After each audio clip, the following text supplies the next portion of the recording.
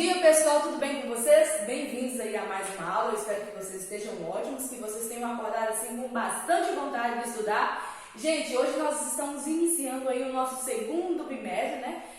Vamos iniciar o nosso novo material. Hoje nós vamos da página 2 até a página 7.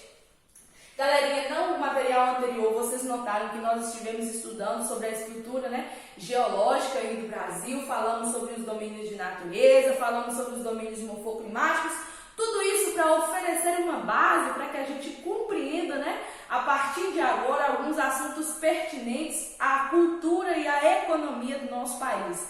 E nós vamos continuar falando nada mais nada menos do que o espaço rural brasileiro. Primeiramente, nós sabemos que a ideia de espaço rural, quando ela é comentada assim, sem muito conhecimento, nós temos uma ideia de espaço atrasado, de um lugar arcaico, de um lugar, né, onde não tem uma infinidade assim, de possibilidades. Mas nós vamos ver que o espaço rural ele é extremamente importante para a economia. Então, a partir de agora, galerinha, eu sugiro que vocês façam leitura dessas páginas, né, que vocês prestem bastante atenção também na explicação e no momento de fazer aí as atividades.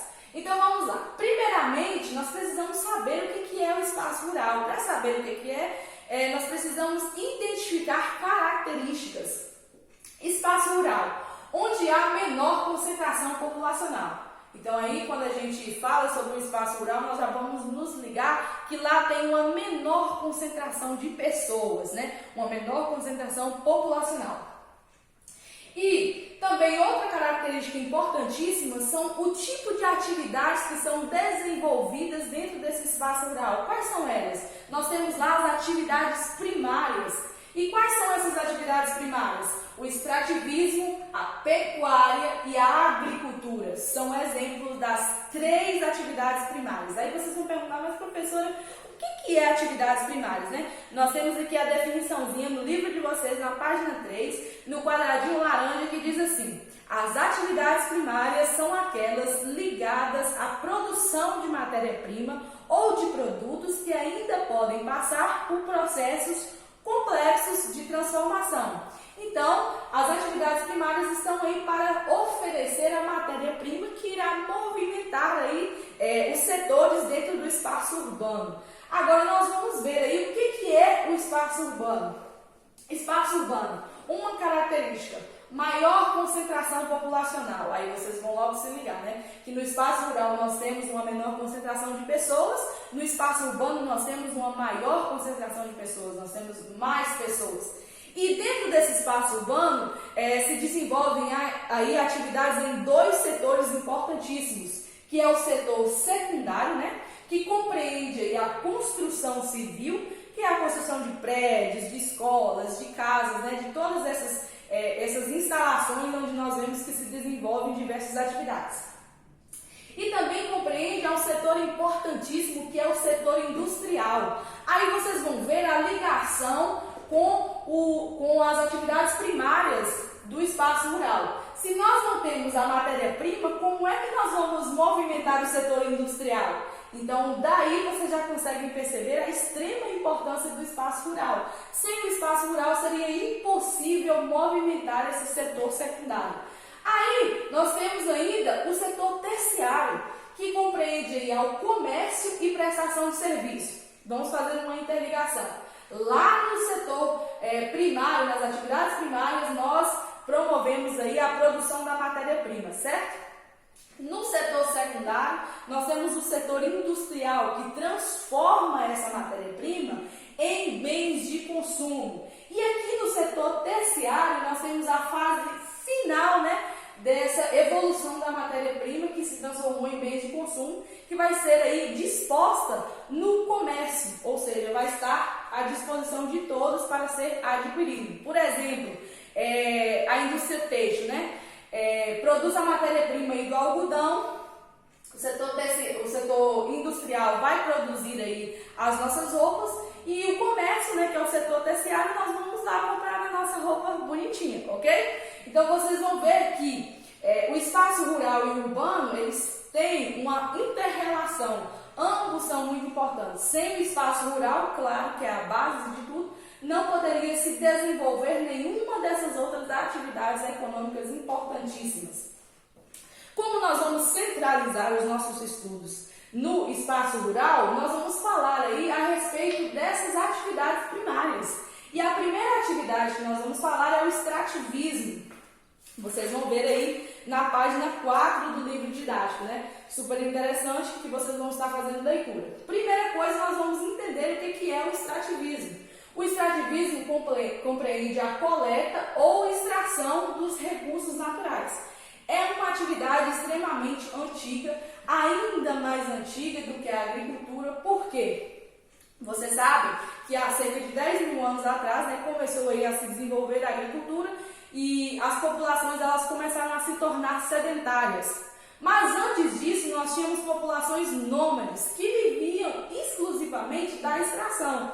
Por quê? Porque eles precisavam extrair, né, alimentos da natureza para continuar se movimentando, né, continuar se desenvolvendo. Então, o extrativismo ela é uma atividade ainda mais antiga do que a agricultura. Aí nós temos 3 tipos de extrativismo: o extrativismo mineral, o extrativismo animal e o extrativismo vegetal. Vamos falar aí a respeito do extrativismo mineral. A gente estudou, galera, a respeito aí das disposições minerais dentro do território brasileiro. Vimos que o nosso território é riquíssimo em recursos minerais e que nós exploramos aí também esses recursos, né, para estar movimentando a nossa economia. Nós temos aí importantes jazidas de petróleo, de minério de ferro e de nióbio.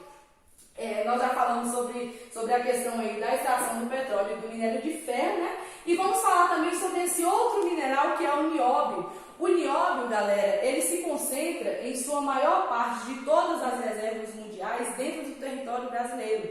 Se concentram dentro do nosso território cerca de 95% de todas as reservas mundiais, né? Então é importantíssimo esse mineral, porque o nióbio é um mineral metálico encontrado nas rochas magmáticas, né, intrusivas. Vocês vão relembrar de novo o que são rochas magmáticas intrusivas, né, que são aquelas provenientes aí da solidificação do magma que ocorre, né, de maneira bem lenta. É muito empregado na produção de aço inoxidável, material muito resistente à corrosão.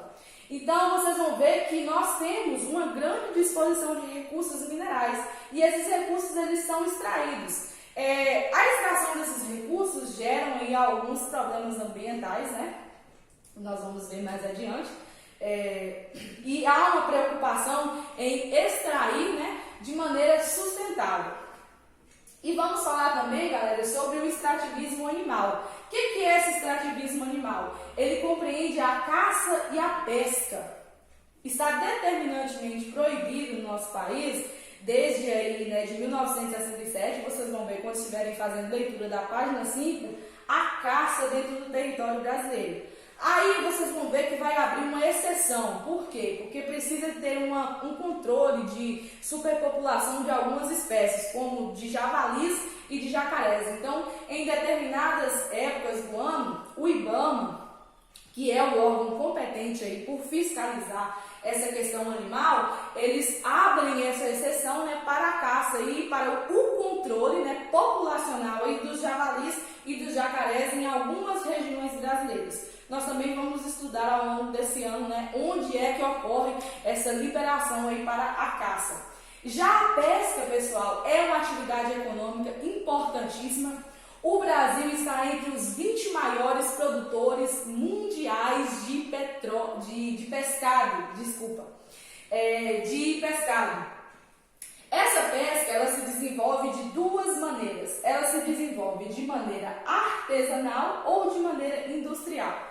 De maneira artesanal é essa pesca que nós conhecemos aqui, por exemplo, na nossa região, né? É uma pesca que visa aí a subsistência, não tem grandes técnicas, né? Não tem grandes, né, diferenças. Ela é desenvolvida assim de uma maneira bem familiar, bem assim simples. E nós temos também a pesca industrial, né, que concentra aí com os maiores barcos, que concentra as maiores tecnologias, que, por exemplo, eles escolhem uma única espécie ali para ser pescada, né? O que não acontece aí na nossa pesca artesanal. E vamos falar também sobre o extrativismo vegetal. O que é o extrativismo vegetal?